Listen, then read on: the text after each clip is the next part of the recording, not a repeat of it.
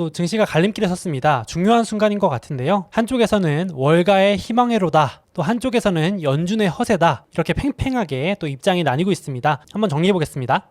좀 아쉬운 얘기가 될 수 있는데요. 단기 관점으로 잠깐 정리해보자면, 지난주에도 한번 말씀드린 기술적, 심리적 저항선이라 불리는 200일선이라는 게 있습니다. 200일 이동평균선이라는 게 여기 제가 보여드린 자료에서는 파란색입니다. 확대한 게 이 오른쪽 그림인데요. 여기를 콕 찍고 정말 귀신같이 콕 닫고 이렇게 내려오면서 마감을 했습니다. 그래서 일명 저항을 뚫지 못했다. 일단은 1차적으로 아직 끝난 건 아니죠. 단기적으로는 아쉽게도 돌파를 하지 못했다. 그래서 조금 아쉬운 부분으로 마감을 했습니다. 그래서 4주 연속 상승이었는데 이번 주 하락 마감을 하면서 연속 상승세는 좀 멈춘 부분이 있고요. 아무래도 여기 기술적 지표라 그래서 단기로 과열된 부분이 있었는데, 개인적으로도 조금 쉬었다 갈 핑계가 또 나오지 않을까, 조정이 조금 있을 수 있지 않을까 싶어요. 그래서 뒤에도 계속 말씀드릴 거지만 현금 비중 일부는 또 가지고 가면 떨어질 때 즐거운 마음으로 추가 매수를 할 수 있으니까 이것도 같이 리스크 관리하면서 현금 비중 일부도 가져가셨으면 좋겠고요. 그리고 나스닥도 비슷합니다. 200일 선이라고 불리는 파란색 선을 넘지 못하고 살짝 고개를 숙이는 모습인데, 코로나 때 여기 보시면요, 왼쪽에 코로나 때는 돈 풀기와 함께 V자 반등에 가까운 모습으로 거의 한 번에 뚫었어요. 이 200일이라고 하는 저항을 팍 뚫고 올라갔는데, 이번에는 러시아 우크라이나 전쟁 터지면서 뚫지 못하고 내려가고, 이번에도 뚫지 못하는 모습이 약간 연출돼서 많이들 좀 부정적으로 보시는 부분도 있습니다. 저도 조금 아쉽게 생각하고 있는데, 요것 때문에 리스크 관리는 기술적으로는 조금 해야 될 수 있다, 심리가 많이 약하다, 이렇게 보시면 될 것 같아요. 심리가 강하면 확 뚫고 넘어갔을 텐데 지금 그러지는 못하고 있는 모습이 조금 아쉽습니다. 이럴 때 어떻게 하면 좋나요? 조금 현금 늘려놓는 것도 방법이 될 수 있겠죠. 어떻게 정확히 고점 저점을 맞추지 못하니까 분할 매수 매도로 하시면 좋을 것 같고, 최근에 4주 연속 상승하면서 인플레 감축법이라든지 반도체 법안이라든지 긴축이 완화될 거라는 기대감, 이런 것들 다 반영되면서 이제 우리가 호재는 다 알고 있는 사실이 됐기 때문에, 모두가 알고 있는 호재는 또 호재가 아니거든요. 그래서 더 이상 증시에서 또 호재가 없는 상황이니까 이제는 반대로 악재가 부각되기 시작하고 있습니다. 참 주식시장이 이게 어렵다면 어렵다고 볼 수 있는 게, 이제 호재가 다 끝나가니까 이제 악재를 또 조명하기 시작하면서 떨어질 핑계를 찾고 있습니다. 참 그런 상황입니다. 그래서 성장주가 조금 약세를 보였습니다. 제가 다음 영상이나 뒤에서 좀 더 말씀드릴 거지만, 애플은 그 와중에도 고점에서 10%도 채 안 빠지고 방어를 잘하고 있고, 나스닥이 그나마 조금 2% 정도 이번 주에 한 주간 빠졌습니다. 그래서 폭락보다는 약한 조정 정도인데, 돌아오는 주 이제 영상 보시는 시점에 조정이 이어질지, 또 스멀스멀 횡보하면서 뭐 반등을 이어갈지 한번 봐야 될 것 같습니다. 제가 뒤에서 자세한 건 좀 더 말씀드릴게요. 일단 조정 핑계, 하락 핑계는 유럽발 안 좋은 소식이 또 전해져 왔죠. 물가가 진정되는 거 맞냐? 어디냐면 유럽의 제조업 이끄는, 또 경제기관차라 불리는 독일의 생산자 물가 상승률이 이거 보시면 무슨 코인처럼 오릅니다. 37.5% 발표되면서 저도 이제 깜짝 놀라서 잘못 본 줄 알았는데요. 이 생산자 물가가 결국은 소비자 물가에 영향을 끼치기 때문이거든요. 생산자 물가, 즉 원가가 높아지면 결국은 제품 가격이 올라가고, 그게 소비자들의 심리에 물가에 영향이 미치니까, 야, 이러면 또 긴축 다시 해야 되네, 이거 긴축 완화가 아니네, 그럼 유럽만 긴축인가? 미국도 물가 영향 받겠지, 이러면서 덩달아 미국 증시까지도 영향을 미쳤습니다. 사실은 이게 생산자 물가가 지난달에 꺾였었거든요. 그래서 내려갈 줄 알았어요. 혹은 진정될 줄 알았는데 다시 올라가서 난리가 난 겁니다. 보시면 상승률은 무슨 전쟁 70년대는 비교도 안 될 정도로 독일, 유럽 이런 쪽이 난리인데, 야, 참 이게 또 이제 미국까지 나비 효과 영향을 미치는 것 같습니다. 역시 문제는 천연가스. 제가 지난주 때도 한번 소개해드렸는데요. 유럽 에너지 천연가스 아직도 난리잖아요. 전쟁 이제 끝난 것도 아니다 보니까 결국은 여기 보시면 하얀색, 이게 유럽의 가스 가격입니다. 폭등하고 있는 거 보이시나요? 와, 도대체 이 가스 가격이 이게 말이 되는 상승세인지 싶습니다, 정말. 그리고 이 파란색 밑에 또 이제 미국의 천연가스인데, 미국도 천연가스 가격의 상승세가 엄청 심한데 유럽이 너무 심하니까 이 비교가 안 되는 것처럼 보입니다. 그래서 요즘 뉴스 보시면요, 폭염 왔다가 가뭄 왔다가 전 세계적으로, 그렇죠? 그리고 이번 주엔 또 폭우가 왔대요. 우리나라도 폭우로 한번 고생했잖아요. 유럽도 지금 프랑스, 런던 이쪽인가요? 폭우가 와서 또 난리라는데, 그러니까 이상 기후 때문에 난리죠. 거기에 이제 가스 가격이 올라가는데 올겨울 난방 대란까지, 이제 추위에 어떻게 보내냐, 가스 부족한데, 이 추세대로면 평소 겨울 대비 10배 되는 가스 가격이래요. 야, 심각합니다. 이제 이 우려가 겨울이 이제 또 다가오니까, 여름 끝나가니까 이제 불고 있습니다. 그래서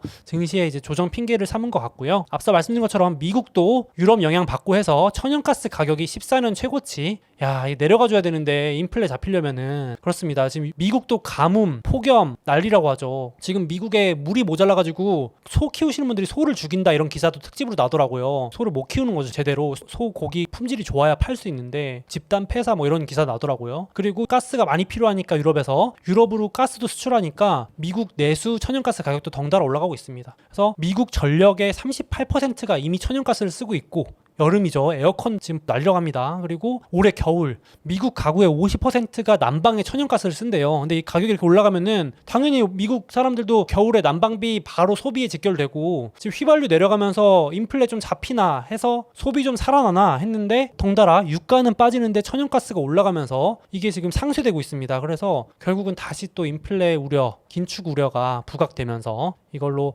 증시 마지막 금요일 날이 좀 하락 마감했습니다. 그래서 요 핑계가 좀 이어질 것 같고요. 거기다가 금요일 날 또 러시아가 유럽으로 가는 이 가스 파이프를 또 잠근다고 발표했습니다. 아, 정말 지겹습니다, 이거.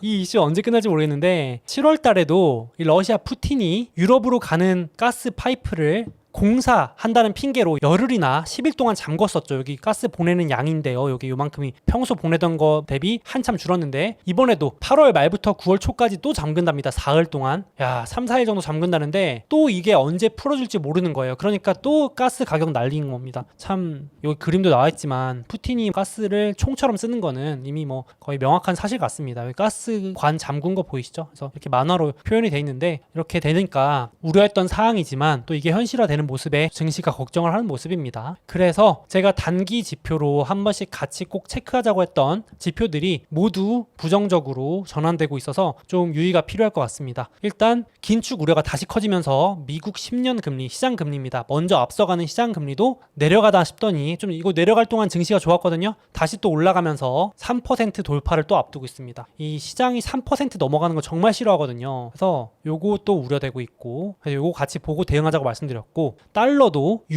유럽이 경기 침체가 먼저 올 것 같다라는 우려 때문에 유럽에서 돈이 빠지고 지금 원화, 위안화, 신흥국 통화도 다 빠지고 있죠. 그래서 아시아 통화도 빠지고 유럽도 통화 빠져나와서 전부 다 달러로 가니까 여기 검은색 달러가 강하게 반등하면서 거의 고점에 근접하게 붙었습니다. 야, 이게 그러니까 이게 달러가 좀 약세로 돌아서면서 풀려야 되는데 다시 또 강세가 되면 미국 기업 이익들한테 하나도 좋을 게 없습니다. 미국 빅테크 기업들한테도 안 좋고요. 유가, 그나마 유가는 내려가고 있긴 한데 말씀드린 것처럼 천연가스는 급등하고 있기 때문에 사실상 또 상쇄가 되고 있는 요인이고요. 변동성 지수, 공포 지수도 4주 연속 쭉쭉쭉쭉 하락하면서 증시가 좋았는데 하락세 멈춰가지고 돌아오는 주에 또 공포 지수가 급등할 수 있다는 우려도 또 커지고 있어서 여러 요인들, 지표들은 단기 지표들은 조금 좋지 않은 모습, 그래서 경계가 필요한 모습입니다. 같이 요거는 체크를 하셔야 될 것 같아요. 그래서 제가 요 장표 계속 보여드리는데 지난주까지만 해도 이거 동그라미들이 다 쳐져 있었는데 달러 강세 진정 안 되고 있고 금리도 진정이 안 되고 있고 원자재 진정이 안 되고 있고 그러면 연준의 긴축 속도도 안 늦춰질 수 있다는 우려가 커지고 물가 진정도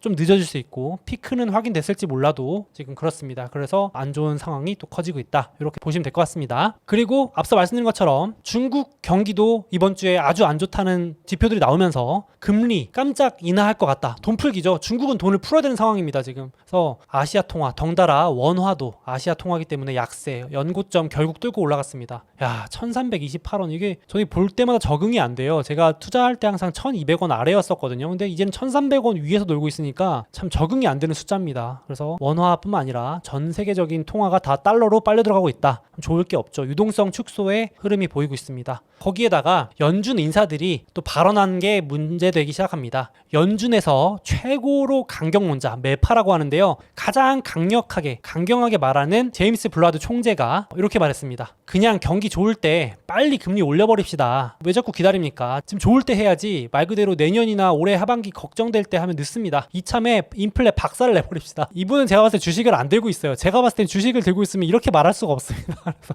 100% 현금 보유하고 계신 분 아닐까. 아무튼 그렇습니다. 그래서 아니 왜 천천히 올려? 올해 그냥 금리 다 올려버립시다. 왜 내년으로 미루는 거예요? 이러면서 아주 강경하게 말하고 있습니다. 최대 강경론자고요. 있다고요. 그리고 이제 다른 분도 이렇게 말하는 겁니다. 아니 내년에 금리 내린다고 누가 그래요? 도대체 누구 머리에서 나온 소리예요? 이러면서 어리둥절합니다. 희망으로 돌리지 마세요. 그래서 금리 인하에 대한 기대감마저 짓밟았다 이렇게 기사가 나오더라고요. 그래서 증시에서는 지금 오른 요인 중에 하나가 인플레 꺾였잖아, 피크 찍었잖아, 그러면 금리 속도도 늦춰지고 더 나아가서는 금리 내년에 내리는 거 아니야? 까지 기대한 게 반영이 돼 있는 가격인데 이제 둘 다 완전히 짓밟아 버린 겁니다. 이 두 분께서. 그래서 금리 올리고 내리는 게 아니야. 금리 올리고 그대로 쭉 갈 거야. 레이즈 앤 홀드로 갈 거야. 왜냐면 1970년대에 올렸다가 내렸더니 증시나 인플레가 다시 살아나면서 크게 한번 실수했던 경험이 있거든. 난 그래서 다시는 그 실수를 안 하기 위해서 레이즈 앤 홀드, 그러니까 3%대 고금리로 중금리로 유지할 거야. 함부로 내린다는 신호 줘서 증시가 막 올라가고 인플레가 다시 올라가는 그런 악순환을 이번에만큼 막을 거야라는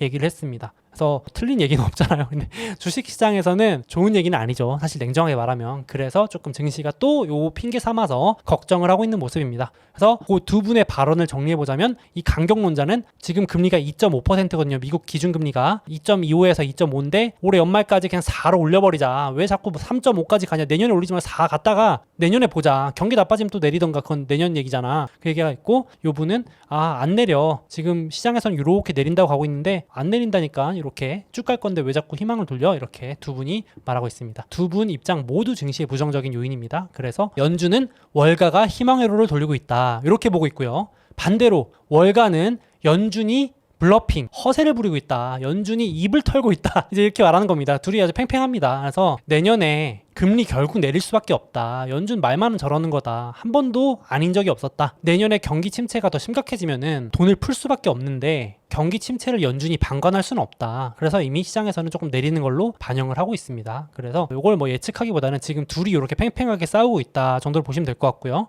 그래서 구독자분들도 만약에 보시고 내년에 지금 경기 침체 올 것 같고 이러면은 아이러니하게도 연준이 또 금리를 내려야 될 수 있으니까 이렇게 보시면 맞고 경기 침체 안 오고 연준이 금리 안 내릴 거야 하시면은 조금 더 보수적으로 보셔야겠죠. 그렇게 보시면 될 것 같고, 그래서 이번에 월스트리트저널에서도 월가가 연준이 허세를 부리고 있다에 베팅하는 이유 뭐냐 이 그래프를 보여주면서 얘기했습니다. 월가가 과거를 봐도 항상 기준금리 올린 것보다 제가 말씀드린 지표 미국 10년 금리를 같이 보자고 말씀드렸잖아요. 미국 10년 금리가 이 파란색입니다. 파란색. 항상 파란색 10년 금리가 먼저 올라가서 피크를 찍고 기준금리가 올라오기 전에 내려왔다. 항상 그랬다. 과거에도 그랬다. 이렇게 보시면 회색보다 하늘색이 먼저 올라갔다가 내려왔다. 그러니까 선행지표는 이미 고점을 찍은 거 아니냐. 그래서 미국 10년 금리입니다. 여기 검은색. 미국 10년 금리가 고점을 찍고 내려가니까 빨간색 나스닥 지수가 올라가기 시작했거든요. 둘이 반대로 움직이는 거 보이시죠? 그래서 이제 환호를 했는데 이번 주에 미국 10년 금리가 다시 올라가기 시작했습니다. 그러니까 나스닥도 꺾이는 모습. 그러니까 데칼코마니에요. 그래서 제가 가장 단기로 대응하실 때 필요한 요소는 미국 10년 금리 보시면 된다. 둘이 반대로 움직이니까요. 그래서 월가가 여태까지는 연준이 미국 기준금리를 더 빡세게 올리지 못할 것이다에 베팅하고 6월부터 나스닥 상승에 베팅을 하고 올라갔는데 지금 또 금리가 내려가다가 다시 방향을 꺾고 올라가고 있으니까 조금 주춤하는 모습입니다. 그래서 지금 시장에서도 미국 10년 금리가 3% 넘어갈지 말지를 되게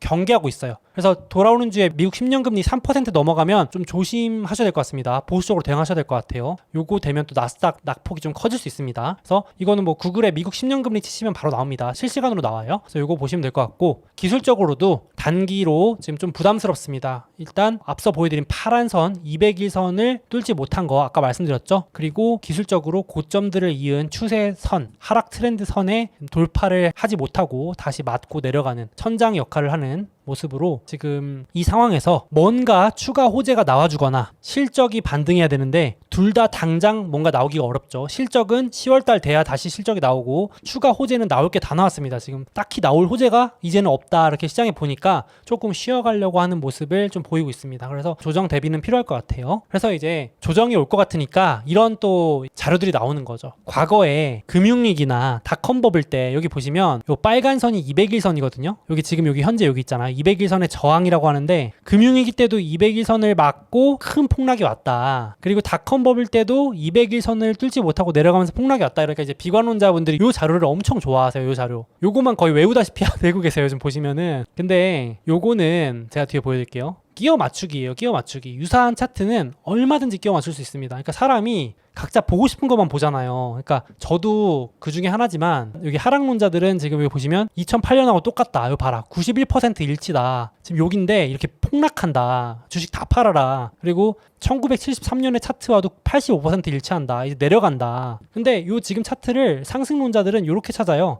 봐라, 좀 쉬었다가 다 올라가지 않냐. 봐라, 좀 쉬었다 올라가지 않냐. 그러니까 이것도 90%, 86% 일치하거든요. 그러니까 이 기술적 차트는 끼워 맞출 수 있습니다. 얼마든지. 후행적으로. 거봐, 내가 말했지 라고 할 수 있는 갖다 쓰면 되는 차트들이 너무 많기 때문에 너무 맹신하기보다는 그 상승론자, 비관론자의 극단적 입장을 너무 또 맹목적으로 따라가시는 것보다는 적절히 현금 비중을 들고 리스크를 알고 참고 정도 하시면 좋겠습니다. 그래서 개인적으로 저도 현금 비중 20-30% 정도 유지하면서 조금 단기 하락은 있을 수 있다 정도로 보고 있습니다. 그렇게 대응하시면 될 것 같고, 또 거기다가 지금 단기 반등하면서 또 하필 바닥에서 급반등하면서 또 싸지 않아졌다 여기 써 있습니다. S&P 500에 이 프리미엄 버는 돈 대비 얼마나 이익을 쳐줄 거냐라는 건데요. P이라는 건데 요게 이제 또 평균 수준으로 돌아왔다. 그래서 이제는 또 완전 싸다고 보기도 어렵지 않냐 이런 얘기들도 나오고 있습니다. 코로나 이전 수준까지 도달하기가 그걸 넘어서기 쉽지 않다. 코로나 이전에 돈 풀 때 지금 돈을 거두고 있는 상황인데 코로나 때 무슨 돈 풀기 할 때처럼 증시가 프리미엄을 받을 수 있겠냐. 그래서 올라봤자 오를 수 있는 폭이 크지 않다. 결론은 오를 수 있는 폭이 단기간 많지 않다. 그래서 좋아봐야 박스권이다. 이 정도 보고 있습니다.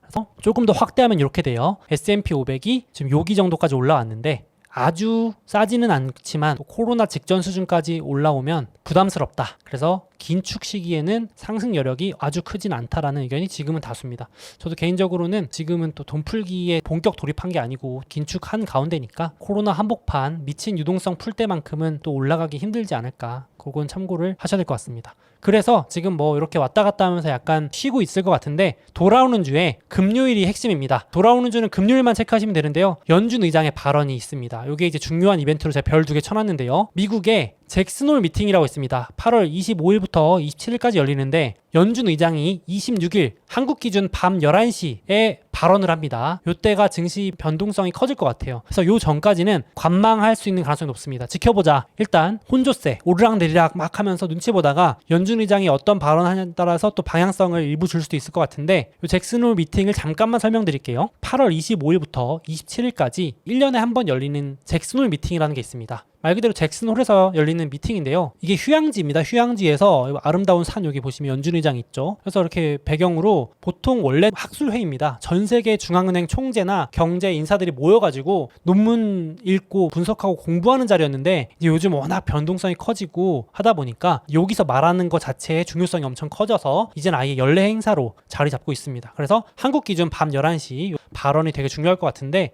아무래도 연준 의장이 지금 인플레 잡겠다 2%까지 인플레 내려올 때까지 긴축하겠다 뭐 이런 발언들 또 하면 증시가 또 당분간 또 어렵겠구나 하면서 또 하락폭을 키울 수 있으니까 이걸 경계할 것 같아요. 관망하면서. 근데 이게 좀 중요한 이유가 2010년 하면 언제냐면 2008년 금융위기 이후에 돈 풀기 하면서 경제 증시를 회복시킬 때인데 이때 당시 버냉키 연준 의장이 2010년 8월 달 이 회의에서 양적 완화를 언급하면서 힌트를 줍니다. 그때부터 또 돈 풀어요? 라는 기대감에 증시가 먼저 올라가기 시작합니다. 2차 양적 완화를 암시했어요. 보시면 요게 금융위기 이후에 미국의 증시와 돈 풀었던 구간을 음영 표시한 건데요. 2008년에 증시가 폭락했다가 2009년 3월에 바닥을 찍고 올라갈 때 버냉키 당시 연준 의장이 양적 완화라는 걸 하죠. QE1 1차 양적 완화를 하고 또 증시가 올라가다가 조금 꺾이니까 이때 버냉키 당시 의장이 요 잭슨홀 미팅에서 돈 좀 더 풀어야 될 것 같은데 일명 2차 양적 완화를 암시하니까 증시가 먼저 기대감에 오르기 시작하고 실제로 그해 10월달, 11월달에 2차 양적 완화를 실시합니다. 그러니까 돈을 어마어마하게 또 푼다 그러니까 막 랠리를 펼치는 거죠. 그래서 사람들이 이 이후로 잭슨홀 미팅을 더 주목하게 됐습니다. 그래서 이번 연준 의장, 파월 의장도 또 무슨 발언을 할까 괜히 중요한 발언을 하는 걸 놓치면 안 되니까 많이들 주목을 하실 것 같고요. 거기다가 코로나 때 연준 의장이 2년 전이죠. 이때도 중요한 발표를 했었습니다. 이 잭슨홀 미팅이 그때는 코로나 한복판이라서 2020년 8월이었기 때문에 화상으로 이루어졌는데요. 이때 이렇게 발언을 했었죠. 당시는 코로나 회복 초창기였기 때문에 돈을 푸는 단계였기 때문에 당분간 인플레 높아져도 물가 상승률 2% 넘어가도 용인하겠다. 돈 풀겠다. 이렇게 하면서 평균 물가 목표제라는 걸 도입합니다. 이러면서 이제 증시가 환호했었죠. 와, 연준이 인플레 상관없이 돈 푼대 막 이러면서. 그러니까 여기 중요한 얘기가 되겠죠. 그리고 작년에는 이 자리에서 인플레가 일시적일 거다라는 발언을 했습니다. 그러니까 올해는 아마 사과를 해야 될 수 있다 이런 기사까지 나오던데요. 작년에 딱 1년 전에 이 자리에서 잭슨홀 미팅에서 인플레 일시적일 것 같다. 틀렸죠. 임금 인상이 과도하지 않다. 틀렸죠. 2020년 코로나 때 돈 푼 거 잘 먹히고 있다. 뭐 제가 판단하긴 그렇지만 지금은 좀 부작용이 나오고 있는 것 같습니다. 그래서 이 연준 의장이 작년 1년 전에 얘기했던 모든 얘기에 대해서 물어보겠죠. 작년에 이 인플레 일시적이라면서 어떻게 된 거야? 임금 인상 과도하지 않다며. 지금 연봉 막 1억이 넘쳐나. 뭐 미국의 연봉 불러도 아무도 일 안 하려고 해. 어떻게 된 거야? 돈 푼 거 부작용이 너무 많은 것 같은데 라는 질문이 막 쏟아지니까 매우 어려운 이런 청문회 같은 느낌이 잭슨홀에 날 것 같다라는 기사까지 나오고 있습니다. 그러니까 연준 의장이 이제 죄송합니다라고까지 할지 모르겠는데 현재 이제 마침 증시도 좀 반등한 입장이어가지고 딱히 연준 의장이 도와줄 이유가 없죠. 인플레 잡겠다라고밖에 말할 게 없지 않나 싶은데 이 상황에서는 제가 봤을 때 이제 좀 부정적인 요인으로 작용할 것 같습니다. 근데 이제 모두가 이걸 알고 있기 때문에 지금 증시가 먼저 빠지기 시작하는 것도 있어요. 증시는 앞서서 항상 걱정하기 때문에. 그래서 금요일까지는 이런 핑계를 좀 대면서 긍정보다는 부정적인 요인으로 좀 볼 것 같습니다. 거기다가 또 하나 걱정거리가 또 나오는 게 9월 우리가 잠시 잊고 있었던 양적 긴축이 다시 또 공격적으로 늘어나는 시간이 9월입니다. 하필. 그래서 미안하지만 아직 긴축 카드가 하나 더 남았습니다. 금리 인상은 지금 늦어지고 있지만 양적 긴축, 즉 연준이 그동안 사들인 막대한 자산을 또 시장에 내놓거나 하기 때문에 축소하는 게 하나 남았습니다. 여기 보시면 빨간색이 S&P 500이고요. 여기 파란색이 연준 자산입니다. 금융위기 때부터 연준이 막대한 자산을 사서 실질적으로 돈을 풀었다는 얘기가 되는 거죠. 이게 파란색이 늘어날수록 연준이 어마어마한 돈을 풀었다는 것과 같은 얘기입니다. 어마어마한 돈을 풀었는데 지금 조금씩 줄이고 있잖아요. 그게 9월부터 2배 속도로 빨라집니다. 그래서 추가 긴축 효과가 날 수 있다는 우려도 조금 있습니다. 그래서 이번 잭슨홀 미팅 때 연준 의장이 혹시 또 이거에 관련해서 발언을 하는 거 아닌가? 뭔가 계획에 대해서 언급이 있는 거 아닌가? 라는 걱정도 같이 있을 수 있어요. 그러니까 불확실성으로 작용하니까 조금 경계를 하겠죠, 다들. 그래서 만약에 연준 의장이 말했는데 별말 없다. 그냥 하던 수준에서의 말이다. 그러면은 시장은 오히려 환호하고 또 완등할 수도 있습니다. 그래서 너무 또 부정적으로만 생각하실 필요 없고 또 일각에서는 지금 경기 침체 곧 다가오면 조기 종료할 수도 있다. 긴축 조기 종료할 수 있다. 이거 2018년 19년에도 종료했었거든요. 조기 종료. 그래서 너무 겁먹는 것도 또 지나칠 수 있다. 이렇게 보고 있습니다. 그래서 이것도 참고 우리 알고 대응하면 좋잖아요. 그래서 9월부터 또 양적 긴축 핑계가 나올 수 있다. 요거만 알고 계시면 될 것 같습니다. 그래서 캘린더 참고하시고요. 금요일까지는 조금 관망세, 오르락내리락 재미없을 것 같다. 이렇게 될 것 같습니다. 거기에 역시 이제 월가도 이걸 알기 때문에 여전히 대부분 부정적 입장 고수 중입니다. 긍정론자는 단 한 명, JP모건 형님밖에 없습니다. 근데 제가 아쉬운 게 JP모건 형님마저도 긍정적이어 봤자 올 연고점 딱 도달 수준 4,800, 지금 4,300이거든요. 나머지는 다 더 떨어진다라고 보는 입장이 여전합니다. 지금 한번 제가 업데이트 해봤어요. 오늘자로 어떻게 보고 있는지. 그래서 긍정론자 도대체 뭐라고 하는지 보면은 이 형님입니다. 올해 외로운 싸움을 하고 계신데요. 이번 주에도 또 보고서를 냈어요. 오른다.